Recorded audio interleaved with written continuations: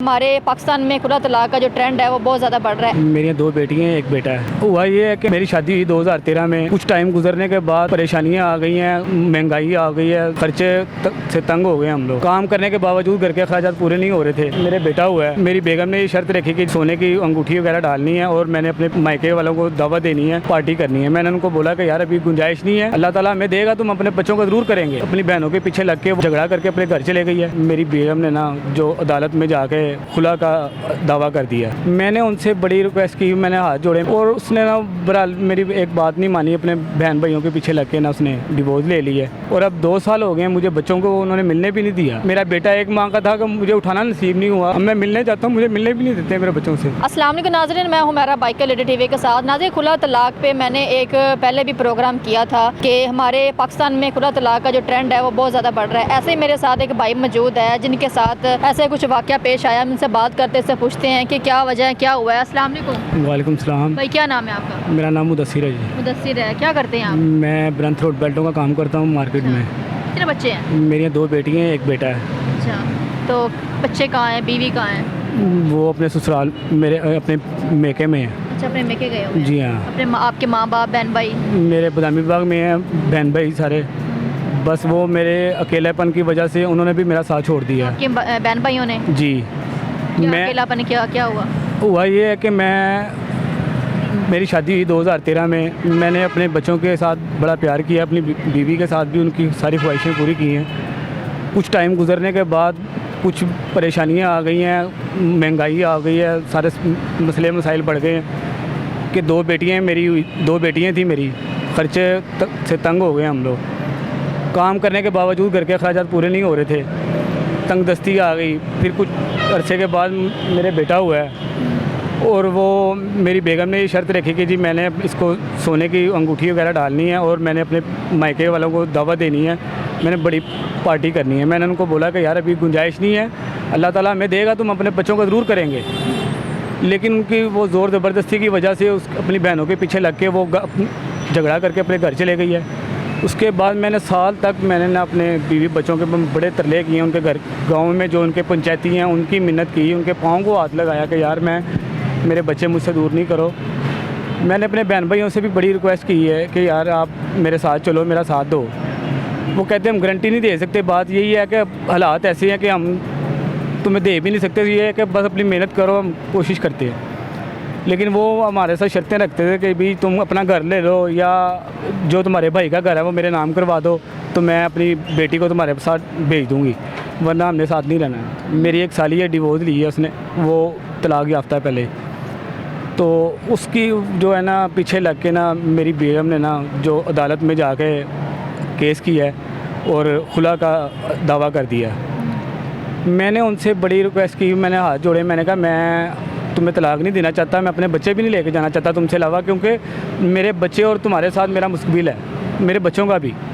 और ये है कि हम एक साथ रह कर इनकी परवरिश करेंगे। मैं आगे 1 नौकरी करता हूँ, मैं 2 करूँगा, मैं दिन रात अपने बच्चों के लिए मेहनत करूँगा। लेकिन ये है कि तुम मेरे साथ ऐसा नहीं करो, मेरे बच्चे मुझसे दूर नहीं करो। और उसने ना बहरहाल मेरी एक बात नहीं मानी, अपने बहन भाइयों के पीछे लग के ना उसने डिवोर्स ले ली है और अब 2 साल हो गए हैं, मुझे बच्चों को उन्होंने मिलने भी नहीं दिया। कि ये मेरा बेटा 1 माह का था कि मुझे उठाना नसीब नहीं हुआ, उन्होंने मेरे बच्चे मुझसे इतने दूर कर दिए। अब मैं मिलने जाता हूँ, मुझे मिलने भी नहीं देते मेरे बच्चों से। ना घर वाले मेरा साथ देते हैं और ना उधर का तो काम ही ख़त्म हो गया ना। वो तो मुझे।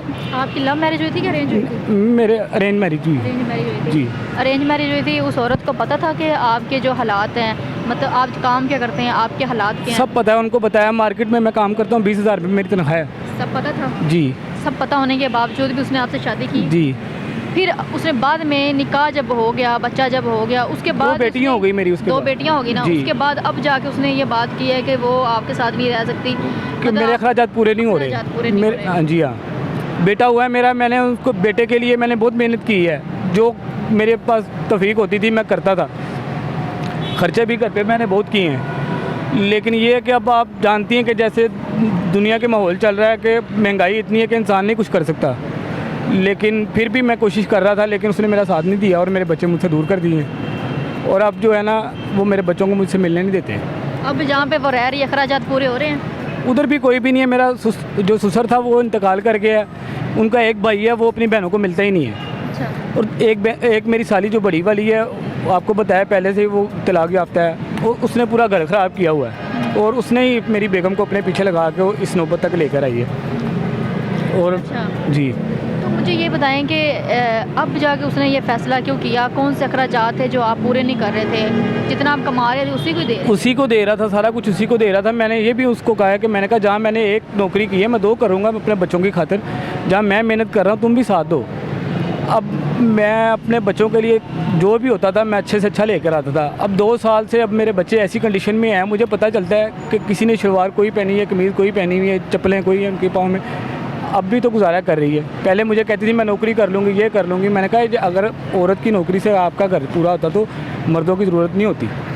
तो लेकिन ये है कि आप ठीक है, तुम कोई हुनर जानती हो अपने घर में बैठ के करो, मैं बाहर करता हूँ, ये हमारा मुस्तकबिल है। लेकिन मैं वो नहीं मानी, वो नहीं बात मानी, पे नहीं आई। नहीं आई। और उन्होंने मुझे कोई नोटिस नहीं आया मेरे घर पे।